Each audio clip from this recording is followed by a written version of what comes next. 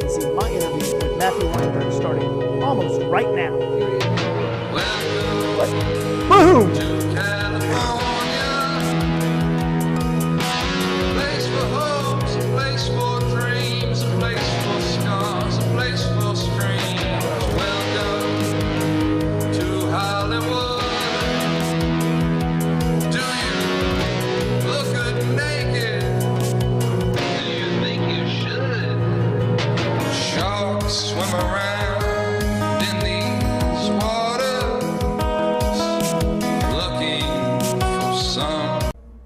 Welcome to Modern Art Blitz. I'm your host, Matt Gleason.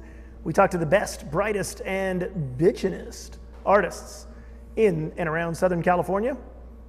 My guest right now, he's got a wide variety of where to put his mark. And it may be in your pocket if you look carefully enough. Matthew Weinberg.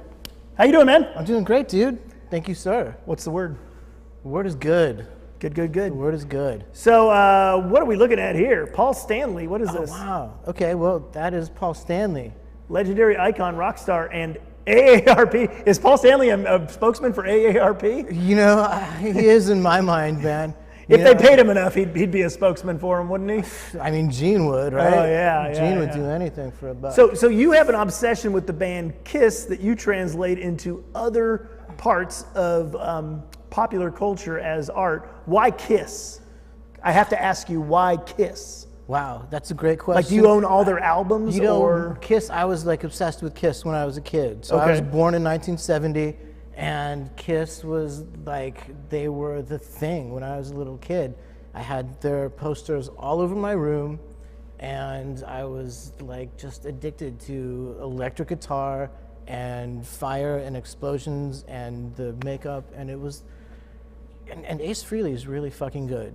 So why are you making art about something you liked as a kid? Did you never grow up, or have you just revived it? Part of me never grew up, Matt. I mean, fuck. Part of me never grew up. Me either, man. Yeah, thank you so much. I think I made a deal with myself as a little child, and I said, I was looking at some grown-ups somewhere, and I told myself, don't ever be like that. Don't ever go to a boring art opening like these grown-ups. Ugh. Okay, let's look at the next one, because this is where you really got creative here. Let's look at the next artwork. Here we go. Now you have a whole process for these, right? Yeah, I have a whole process for these. So these started out as baseball cards.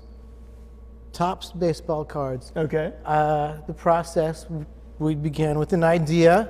Matt, thank you. Bing. Bing. And we did a concept where I drew the Kiss makeup on an entire set of baseball cards. Which is like 700 cards, It right? is 700 cards. 700? Not $6.99. 700 Kiss faces. 700 Kiss faces, and I even did the smallest little ones. I didn't do them that good, but I did them, and I got them done, 700 of them. And then they became these large format, glitter. Kind of collage. You call this a collage, It's a painting? collage. It's a collage, it's a poster. It's like a HPM. Right, it's a hand-painted multiple, so I took the actual cards, scanned them in at high resolution, printed them out on photo paper, and glued them, basically, to the back of a wooden board. I had to tape it off, mask it, paint the background several times, coated it with acrylic paint, coated it with glitter, coated it with acrylic glaze, unmasked the art, or the image, and then went over it with paint, acrylic, pen, glitter. So right here is, this is Hector Santiago, and he was subsequently traded to the Twins. So you've got him in the window of his career when he was with the Angels, and he's Gene Simmons, right? He is Gene Simmons. And then who's this? Is Paul Stanley? I think that's B.J. Upton, yeah? No, that's not B.J. Upton. No. That's the only name I remember. He's batting for the Twins. Dude, come on. You know I'm like a football guy. I think. You're a football guy? Come on, man. Yeah. Let's check out what's next here before I have to tackle him. What's the next artwork you've got? Now, this is what you're most known for. This is what the most people who know my stuff know me from my money. Okay, that's a real $100 bill. That is a real $100 bill. Ben Franklin as Peter Criss. Correct. Ben And Franklin as a $20 Peter bill, Criss. Andrew Jackson as Paul Stanley. As Paul Stanley, yeah. Do you think Paul Stanley would have sent the Native Americans on the Trail of Tears like I do Andrew not. Jackson I think did? Paul. Yeah. No way, man. I think Paul Stanley would not do a thing like that. What about Peter Criss? Would he have discovered electricity given the same historical circumstances? Well, you know, I mean, he had to call Beth, right? So it would have been dear God. impossible Okay. for Beth to hear him calling without the advent of electricity. So Okay, so you're actually transferring money now. Do you know? Can somebody spend this $100 bill? someone can spend the $100 bill. But they buy it from you for more than $100. So Yes, they do. how much does a $100 bill usually go for? Where's your market at now? Gosh, I mean, at least $1,000. Wow, that's a lot for a $100 bill. But That takes a lot of. There's Not much a lot of time for goes a in. for a unique artwork. There's a lot of time goes into that. All right. So what else do we got? Let's show some more art here because this is getting cool. Okay, this was a big project you work on. Tell me Yeah. what you worked on here because this is like studio size epic. I mean, is this your studio? This is a big project. No, I actually volunteer with a group of like-minded, progressive artists in LA. A lot of artists, a lot of film people, and we have a group of folks where we make art for the resistance. These were huge 24-foot parachutes that we designed. I designed one. There were some other amazing artists that designed other parachutes, and they brought them to the Women's March. This was for the Women's March, Okay. and they were carried by several people. They were visible from above. So the aerial photographs the can aerial actually see photographs. them as protest They posters. can see them as protest posters. Ah, So this they're is very my protest poster. And it says, "I won't." It says, "I won't do what you tell me." And there, you can see there's I don't know if you can tell from this angle, but I'm using the middle finger and a line of song from Rage Against the Machine, which I love. And it means, fuck you, I won't do what you tell me. And in the middle is a giant orange, all-seeing eye in the shape of an oval, representing, of course, Trump and the Oval Office. That So, eye always I- looking at you. I So you don't mind talking politics.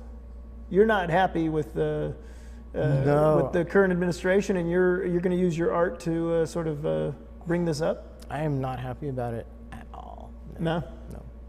No, Are I'm we- embarrassed for our country. Do you want to get me going on politics, Matt? Well, but how do you where do Like- you see art actually informing politics? Because frankly, people make political art and they put it in a little art gallery, and 15 like-minded people see it, and then one person buys it and puts it in their home where 20 cocktail party guests see it, and there's no political action there. It's kind of this, you're kind of talking in this bubble. It's like an echo chamber. But here I see your art. I mean, this is getting out at the march. This is like This is TV getting- cameras might see this, This right? is getting out at the march. Well, you know, I volunteer with this group. It's called Artivists Into Action. Artivists Artivists into action. Into Action. So the static object is not action.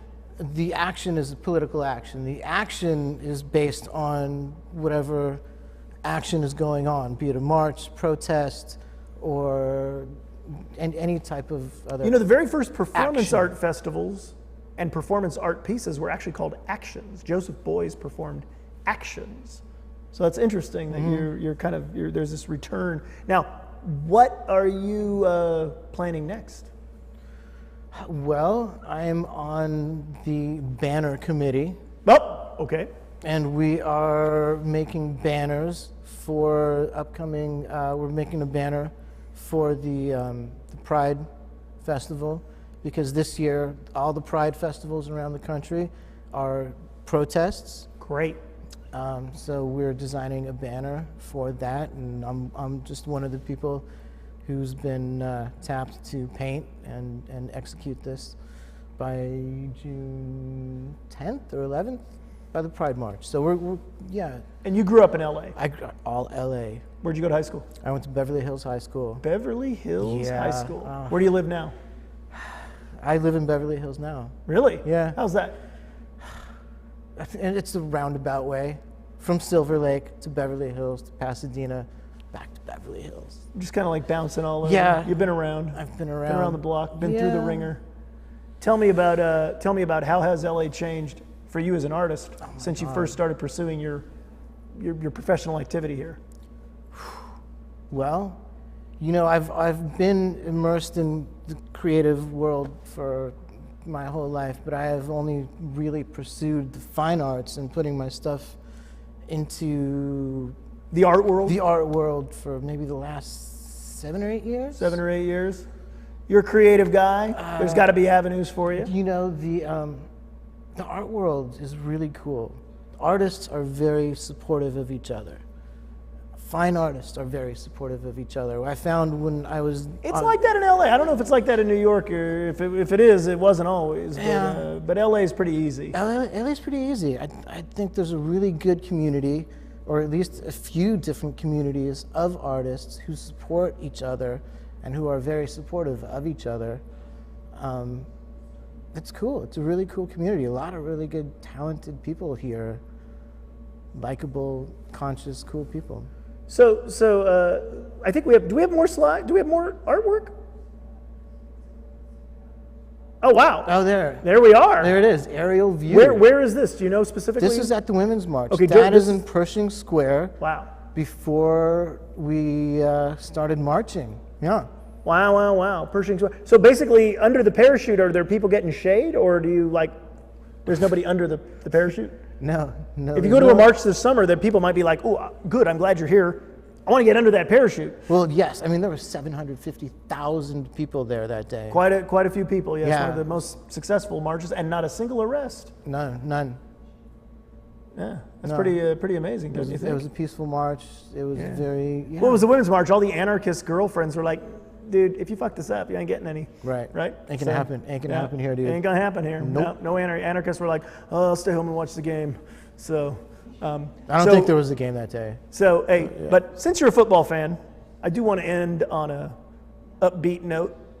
Do we have an upbeat news about the Raiders for this season? You're a Raiders fan. I am a Raiders fan. Well, you know the Raiders are going to win the Super Bowl. Super Bowl? The Raiders are going to win the Super Bowl. They're not going to win. There's the Super Bowl going on. Forget that one. No. The Raiders are going to win the Super Bowl. Wow. Yeah, the Super Bowl. So, how is that going to happen? Well, they're going to have to go through the Patriots. Oh, yeah. Right. But, I mean, I don't think that will be much of a problem. What do you think of the Raiders move to Las Vegas in a few years? Are you happy about that? I mean, you know, I always think of them as the Oakland Raiders. Even though they were LA for so long, I still thought of them as the Oakland Raiders. I embraced them. Marcus Allen. Are you going to be Bo going? Jackson. Do you think you'll end up going to any games in Vegas at the new stadium? Probably. Yeah, Yeah? I would love to. It's Hell yeah. Ironically, Oakland's a shorter drive, but Vegas is a shorter drive. What? No? Vegas is a shorter. Vegas is a shorter drive than Oakland. You think? I don't know. I'm pedal to the metal either way. Yeah. Okay, well, you heard it here first. The Raiders are going to win the Super Bowl one Super day Bowl. in the future. The January 2018 Super Bowl. Super Bowl. Okay, and how long do you give Trump? Oh man. 6 months. 6 months. Wishful thinking though. I don't All know. right. I don't know. What's- That's a whole nother interview. I was going to say, what's more wishful thinking, the Raiders in the Super Bowl, or I think Trump has less chance to stay president than I think the Raiders have less chance to make the Super Bowl than Trump has to get impeached. How's that? I like the Raiders' chances to go to the Super Bowl. I think Trump is. We're just going to leave it at that. Yeah, let's just leave it at that. Woo, man. You know, he has good penmanship. Can I say something good about Trump? He has good penmanship. He has good penmanship. Wow. Yeah. Jeez. A nice word about Donald Trump. A first on Modern Art Blitz. Well, Matthew Weinberg, thank you for being a guest on Thank you Modern so Art much, Blitz, Matt. man. It was a blast. We will be back right after this. Thing do we